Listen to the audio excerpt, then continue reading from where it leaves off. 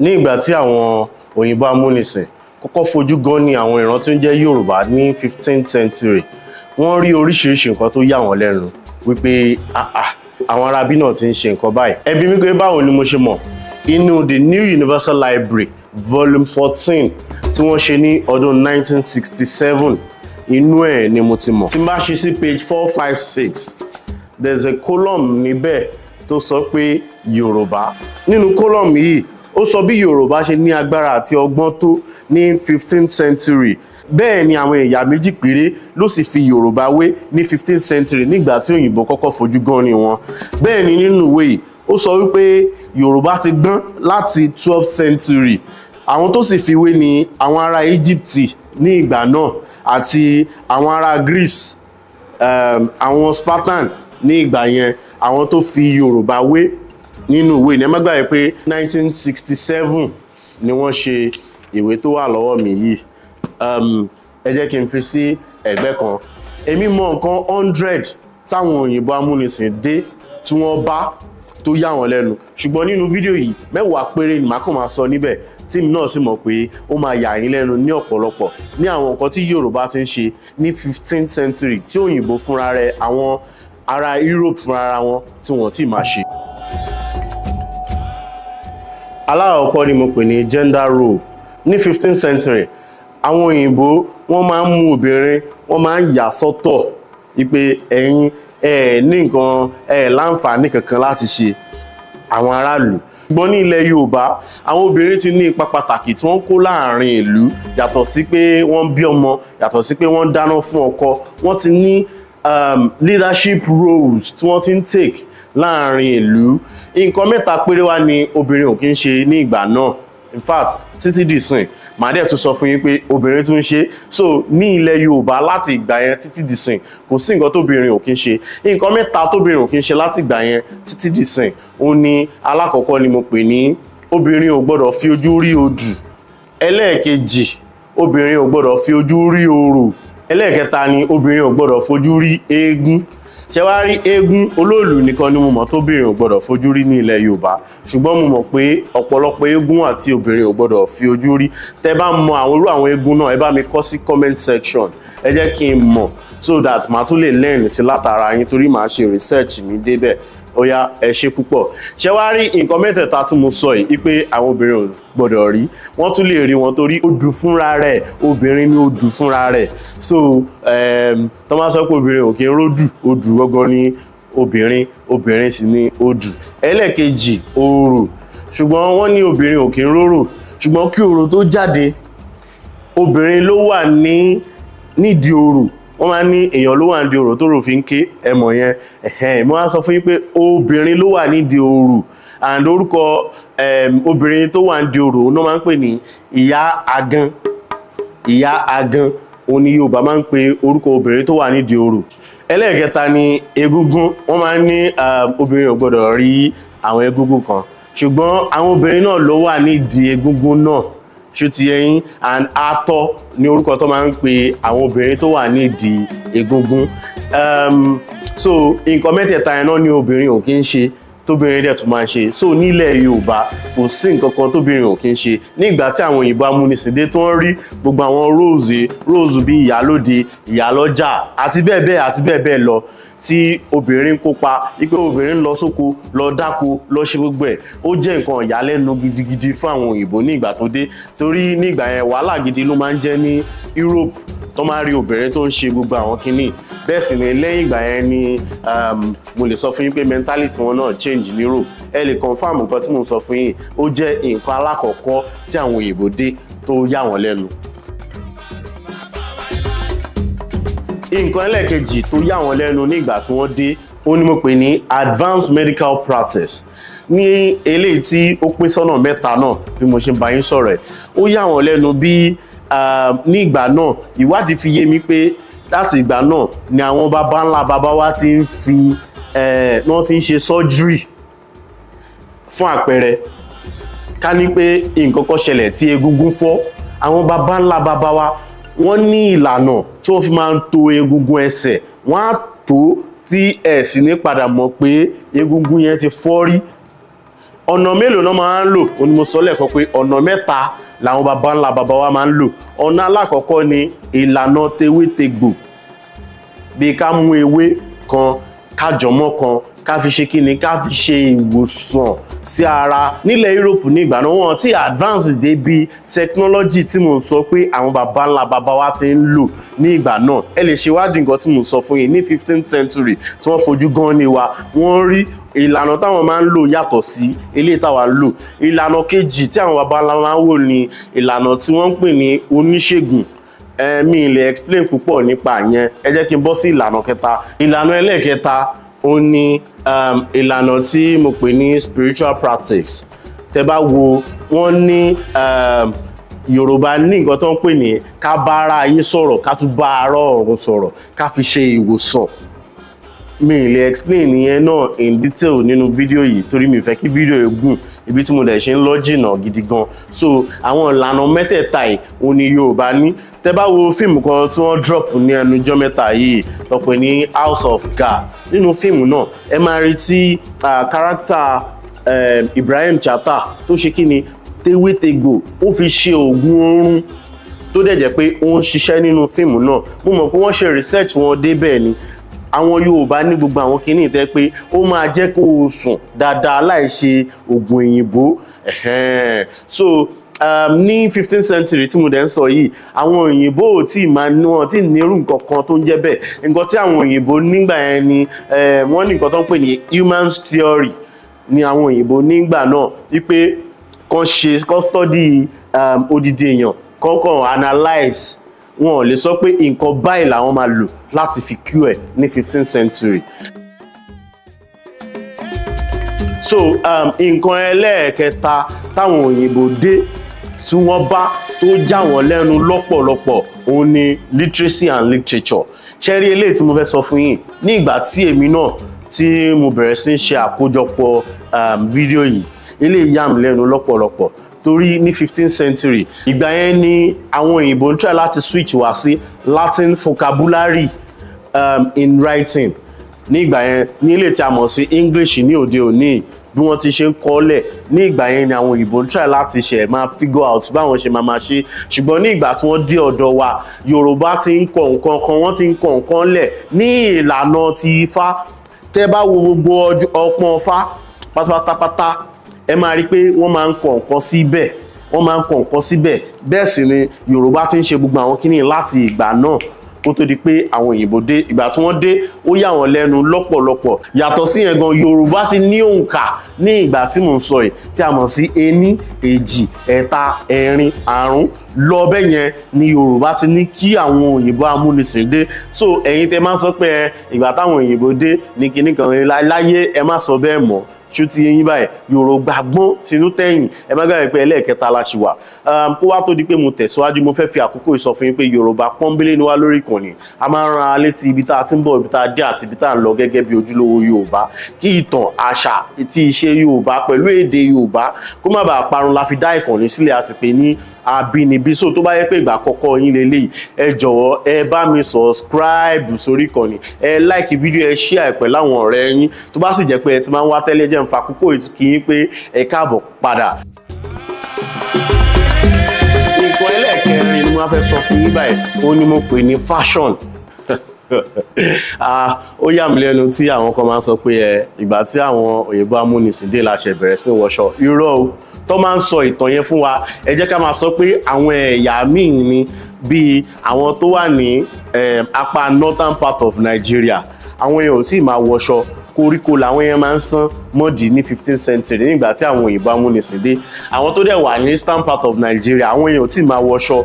Awọ ẹran ni wọ́n máa ń sán mọ́dì nígbà tí àwọn òyìnbó dé. Ṣùgbọ́n nígbà tí àwọn òyìnbó dé, wọ́n bá àwa tá a ti ń wọ aṣọ òfì, irú ilé tí mo wọ̀ yìí, a ti ń hun aṣọ òfì, a ti ní technology láti máa fi hun aṣọ òfì ní ilé tí màá sì mú wá fún wa. Mo ti lè explain gbogbo ẹ̀ nínú fídíò yìí torí mo kàn fẹ́ sọ, mo fẹ́ go straight to the point ní fídíò náà gùn lọ́pọ̀lọpọ̀.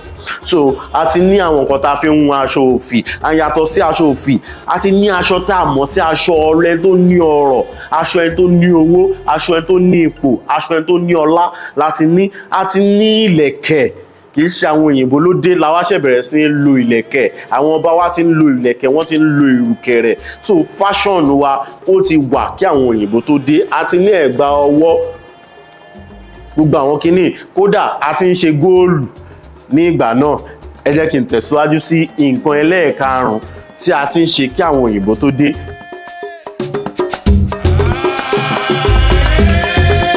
Ní ilé tí mo pè ní trade. Just bí mo ṣe sọ ní nǹkan ẹlẹ́ẹ̀kẹrin tí mo sọ last wípé a ti ń lo góòlù. Tẹ́ bá lọ wo àwọn films tí wọ́n ṣe nípa ayé àtijọ́ bí House of Ga, bí Aníkúlápó àti bẹ́ẹ̀ bẹ́ẹ̀ lọ, tẹ́ pé wọ́n ti emphasize Ọ̀yọ́ ilé nínú story yẹn gangan, tí wọ́n ti emphasize pé ọba wà, aláàfin wà. Ẹ máa rí pé ẹ máa rí góòlù nínú kinní. Báwo la wá ṣe ń rí góòlù yàtọ̀ sí pé àwa gangan ní góòlù ní ìgbà náà? There's something called Sahara trade. Ní Sahara trade, àwọn èèyàn máa wá láti northern part of Africa, wọ́n á gun ràkúnmí wá. Àwa náà máa wá láti bíi, a máa ṣe kí ni, a máa kó àwọn nǹkan táwa ní tí wọn ò ní lápá ọ̀hún yẹn, a máa kó lọ. Ṣé mọ̀ pé jagunjagun ni most of them nígbà yẹn, wọ́n dẹ̀ ń ṣe kí ni, wọ́n ń kẹ́rù. Ní ìgbà yẹn wọ́n máa ń kó ẹrú náà lọ tà ní Sahara trade kí wọn òyìnbó tó dé rárá ní gbogbo eléyìí tí mo ń sọ yìí. Bẹ́ẹ̀ sì ni ní Ghana, ní Mali, ẹ mọ̀ pé má gbàgbé pé Gold Coast ni wọ́n pe Ghana ní ìgbà kan.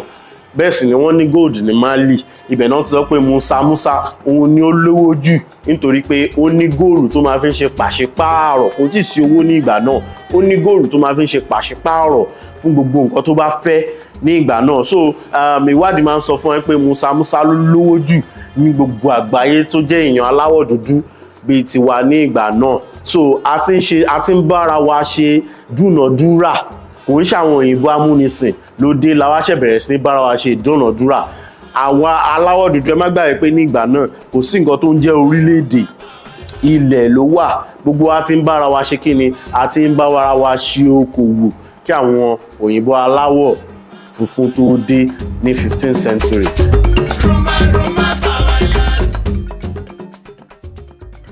Nǹkan ẹlẹ́ẹ̀kẹfà ní eléyìí tí máa sọ, ó ní mo pè ní urbanization. Ṣé rí, tẹ́ bá dénú museum Ifẹ̀ bí mo yín bá yín sọ̀rọ̀ ẹ máa rí ìyàwó Odùduwà tí a mọ̀ sí Olókun. Ó ṣe àwọn nǹkan kan sí àwọn ibì kan ní ibẹ̀ yẹn, ní ibẹ̀ tó jẹ́ pé ó sì wà ní ibẹ̀ dìsìn bí mo ṣe ń bá yín sọ̀rọ̀ Kí ni àwọn kan náà? Wọ́n fi pọ́ọ̀tì, wọ́n sì fi ṣe tiles sí gbogbo àwọn ibì kọ̀ọ̀kan ní ilé tó sì wà bẹ́ẹ̀ dé bí mo ṣe ń bá yín sọ̀rọ̀ yìí. Tẹ́ bá ṣe lọ síbẹ̀, ẹ lè lọ síbẹ̀.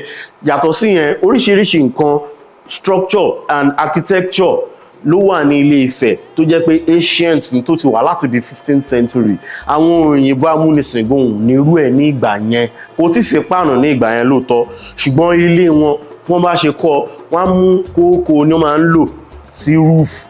Bẹ́ẹ̀ sì ni kò ní jò, oòrùn ní wọlé, wọ́n mọ bó ṣe ń ṣe gbogbo wọn. So in terms of urbanization, architecture, tẹ́ bá dé Ọ̀yọ́ ní ìgbà náà, most especially Ọ̀yọ́ ilé ní ìgbà náà, tẹ́ bá rí ilé Aláàfin, gbogbo àwọn nǹkan tí ó yà àwọn òyìnbó lẹ́nu ní ìgbà tán dé, gbogbo ẹ̀ náà ni nǹkan tí ẹ̀ ń wò ní ojú screen yìí lọ́wọ́lọ́wọ́ báyìí. Gbogbo àwọn kíní ìyà wọn lẹ́nu lọ́pọ̀lọpọ̀ torí ní ìgbà yẹn àwọn gan ò tí ì ní irú ẹ̀ ní ọ̀dọ̀ wọn. Ẹ jẹ́ kí n wá picture bí ọ̀dọ̀ wọn ṣe rí ní 15th century kí n fi hàn yín. Àwọn lẹ̀ ń wò yìí, àwọn lẹ̀ ń wò yẹn. So bí ọ̀dọ̀ wọn gan ṣe rí ní 15th century nìyẹn. So ìgbà tí wọ́n dé, tí wọ́n bá gbogbo àwọn architecture ní ilẹ̀, ó yà wọ́n lẹ́nu lọ́pọ̀lọpọ̀ pé ta làwọn eléyìí, ní eléyìí tí wọ́n fi wá wé àwọn ará Íjíbítì ní ìgbà náà. Torí bẹ́ẹ̀ ni ìtàn sọ fún wa pé civilization ti kọ́kọ́ bẹ̀rẹ̀. So àwọn nǹkan tó bá ní ibẹ̀ yẹn, òun náà ni wọ́n ṣe kíni, ni wọ́n bá ní ọ̀dọ̀ wa, especially àwa Yorùbá. Ó ní mix of máa fi ń wà pé bóyá ibẹ̀ láti ṣẹ̀ wá sí ibi báyìí, ṣùgbọ́n rárá, ibẹ̀ kọ́ ni a ti ṣẹ̀ wá. Ó jẹ́ nǹkan ẹlẹ́ẹ̀keje tí wọ́n bá ní ìgbà tí wọ́n dé. Nǹkan ẹlẹ́ẹ̀kẹjọ tí àwọn òyìnbó wá bá ní ìgbà tí wọ́n dé.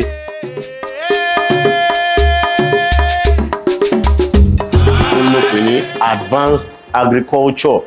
Advanced agriculture, láì tí ẹ̀ dènà pẹ̀lú, láì tí ẹ̀ gbìyànjú rárá, gbogbo alámọ̀ṣẹ́ alákọ̀ọ́kọ́ àwọn iṣẹ́ àwọn baba ńlá baba wa, a mọ̀ pé àgbẹ̀ ni wọ́n. Kí ni wọ́n á fi ń roko ní ìgbà náà?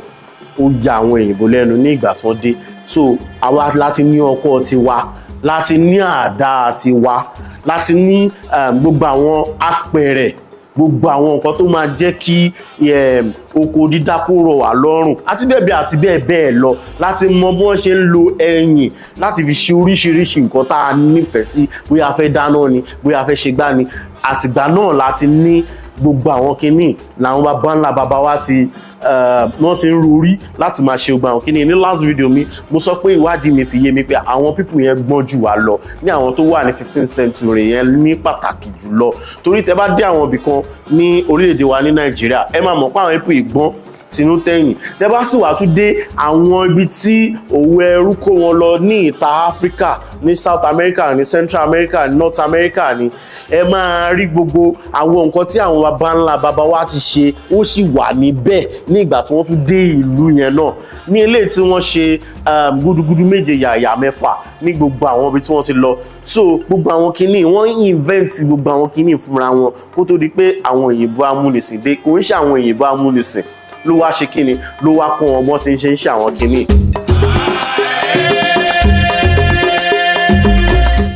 Nǹkan ẹlẹ́ẹ̀kẹjọ tí wọ́n bá ní ìgbà tí wọ́n dé ó ní mo pè ní art and metal work. Ní as at 15th century wọ́n rí àwọn orí kan bí orí olókùn gangan fúnra rẹ̀ and some other art tí àwọn baba ńlá baba wa ti ń fi bronze ṣe ni wọ́n rí nínú ẹ̀yìnkùlé Ọọ̀ni of Ifẹ̀ ní 15th century. Gbà tí àwọn archaeologists dẹ̀ ṣe discovery wọn, wọ́n rí pé kíní yẹn ti wà ńbẹ̀ láti 12th century. Ó ní wọ́n fi máa ń sọ pé àti 12th century láti ń ṣe gúdúgúdú méje yàyà mẹ́fà ní ilẹ̀ Yorùbá. Ní eléyìí tèmi sì mọ̀ pé ó tún jù bẹ́ẹ̀ lọ nǹkan tí wọ́n rí òun ni wọ́n sọ yẹn. So àwọn art yẹn sì wà nínú British Museum tí mo yín bá yín sọ̀rọ̀ tí wọ́n jí kó lọ.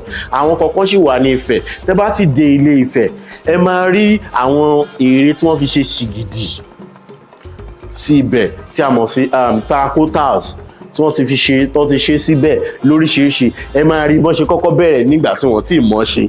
Ẹ máa rí bọ́n tún ṣe débì kan tẹ́ pé wọ́n ti ń gẹ̀ẹ́tì ẹ̀, wọ́n ti fi ń build èèyàn. Ẹ máa tún rí nígbà tí wọ́n ti wá mọ̀ ṣe dáadáa. Kí ni mo dẹ̀ ń sọ yìí? Amọ̀ ni wọ́n fi ń ṣe àwọn eléyìí. Later wọ́n advance bronze ni wọ́n fi ń ṣe. Gẹ́gẹ́ bí mo ti ṣe sọ lẹ́ẹ̀kan níkanú àwọn point tí mo ti mú wá, wọ́n fi ìgbà yẹn láti ó yà wọ́n lẹ́nu pé a ti ń lo irin láti máa fi ṣe àdá, láti máa fi ṣọ́kọ ní ìgbà yẹn láti ń lo gbogbo àwọn kinní. So ó jẹ́ nǹkan tó yà wọ́n lẹ́nu lọ́pọ̀lọpọ̀ ní as at 15th century ní ìgbà tí àwọn òyìnbó aláwọ̀ funfun tó ṣe kinní lọ́kọ́ fojú gan ni wa. So ẹ má jẹ́ ká máa sọ pé òyìnbó superior sí wa, òyìnbó superior sí wa, òyìnbó superior sí wa. Kó wá tó di pé mo tẹ̀síwájú, mo fẹ́ fi àkókò sọ fún yín pé gẹ́gẹ́ mo ṣe sọ ní ìbẹ̀rẹ̀ fídíò pé Yorùbá pọ́nbélé ni wá. Bẹ́ẹ̀ sì ni a fẹ́ take àwọn content wa kúrò nínú 4 walls ibi tá a ti ń ṣe àwọn content. A fẹ́ bẹ̀rẹ̀ sí ní fi àwọn kinní hàn wá gangan ní eléyìí tó túmọ̀ sí pé ká máa travel lọ sí gbogbo àwọn ibi tá à ń sọ yìí. A fẹ́ lọ sí gbogbo àwọn lórílẹ̀-èdè bíi 15 tí mo mọ̀ so far tí wọ́n ti ń sọ Yorùbá, látòrí Benin Republic lọ sórí Togo, lọ sí Ghana, Ivory Coast, a máa skip Mali, lọ sí Sierra Leone, lọ sí Gambia, lọ sí Liberia, àti òkè tá a dé dórí Brazil, dórí Cuba, dórí Venezuela àti bẹ́ẹ̀ bẹ́ẹ̀ lọ tí mi fẹ́ sọ gbogbo ẹ̀ fún yín nínú fídíò yìí. Dandan kọ́ ni kì í ṣàsọ gbogbo ẹ̀ bíbá. Mo fẹ́ ṣe content mi nípa gbogbo ẹ̀ tí màá sọ bí ìtàn gbogbo ẹ̀ ṣe jẹ́. So owó yìí náà lẹ lè fi ṣe kí ni, lẹ lè fi ràn wá lọ́wọ́. Mi the mind bó ṣe 500 naira lè fẹ́ fi support, ẹ bá mi ṣe sí inú account tó wà ń sàlẹ̀. Dandan kọ́ ni kó jẹ́ pé millions lè fẹ́ fi support. 100 naira ẹ jù síbẹ̀, ó ní nǹkan tó máa ṣe. So ẹ ṣe púpọ̀, ẹ jẹ́ kí n tẹ̀síwájú. Tó bá dẹ̀ jẹ́ pé ọ̀nà míì tẹ́ fẹ́ fi gbà ràn wá lọ́wọ́ ni pé kẹ́ ra àwọn ṣẹ́ẹ̀tì wa tá à ń ṣe tá a kọ́ ní Abinibi.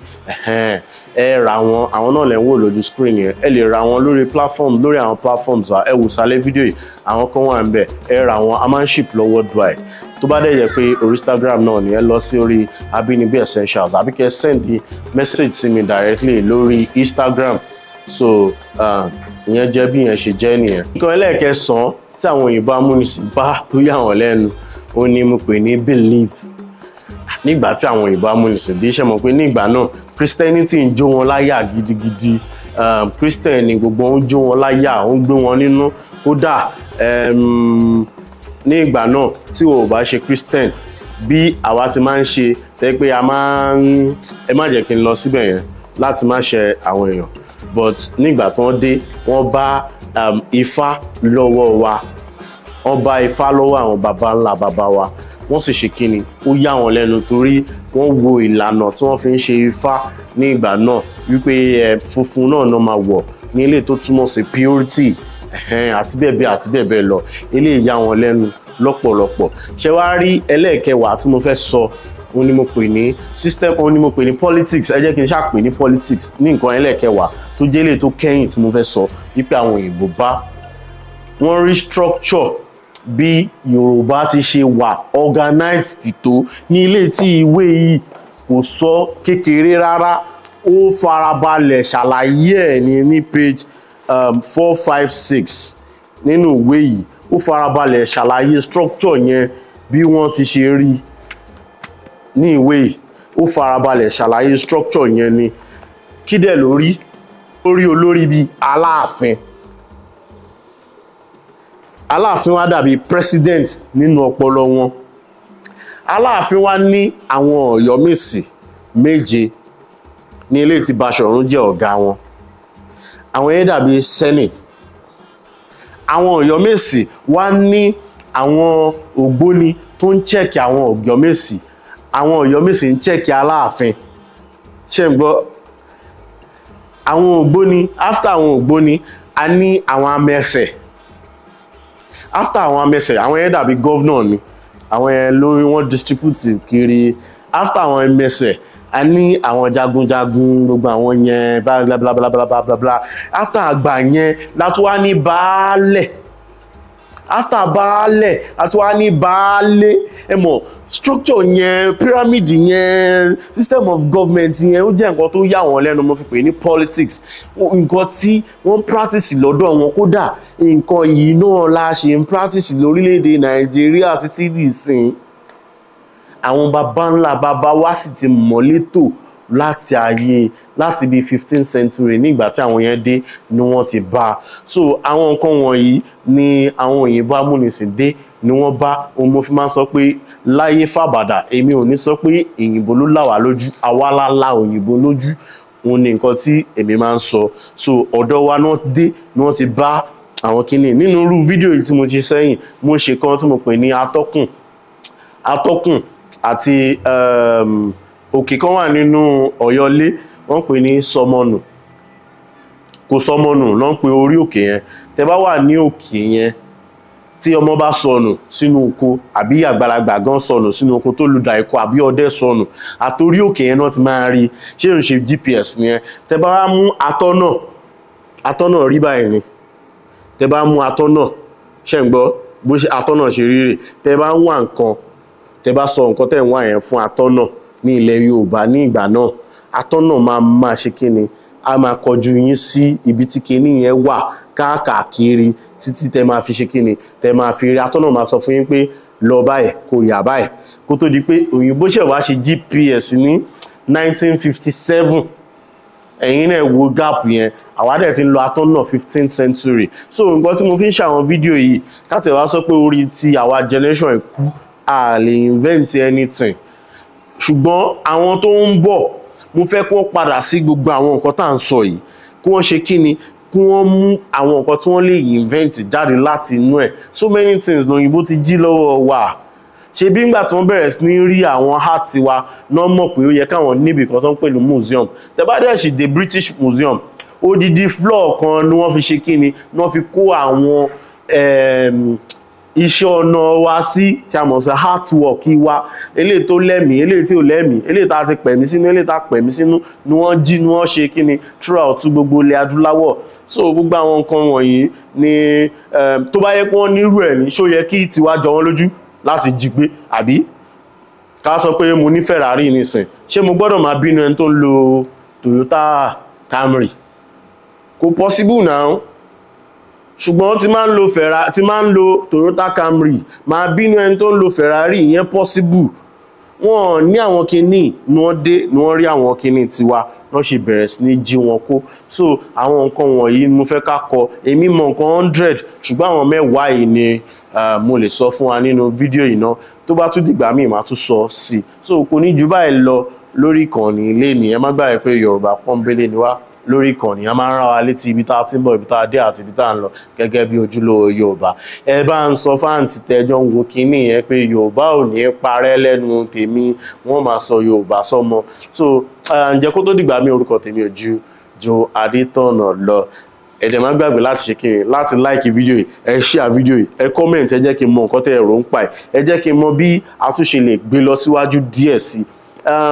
Tẹ́ bá dẹ̀ ní nǹkan kan tí mo sọ tẹ́ ẹ like, ẹ lè ṣe kí ni, ẹ comment, ẹ jẹ́ kí n mọ̀. Báyìí la ṣe máa ṣe kí ni, la ṣe máa tẹ̀síwájú sí láti máa láwùdẹ̀ máa encourage wa láti máa continue àwọn nǹkan tá à ń ṣe. Ẹ jọ̀ọ́ nítorí Ọlọ́run, ẹ bá mi ṣe àwọn nǹkan tí mo sọ yẹn. Fídíò mi tí mo fẹ́ kẹ́ wò ló ń jáde lójú screen yìí. Ẹ wò, mo sì mọ̀ pé ẹ ní regret pé ẹ wò. Ǹjẹ́ kó tó dìgbà míì, ẹ má gbàgbé láti like ara yín. Ó dàbọ̀. With the Roman Empire's fall and continuing until the Battle of Hastings, the Magna Carta's penning made Geoffrey Chaucer's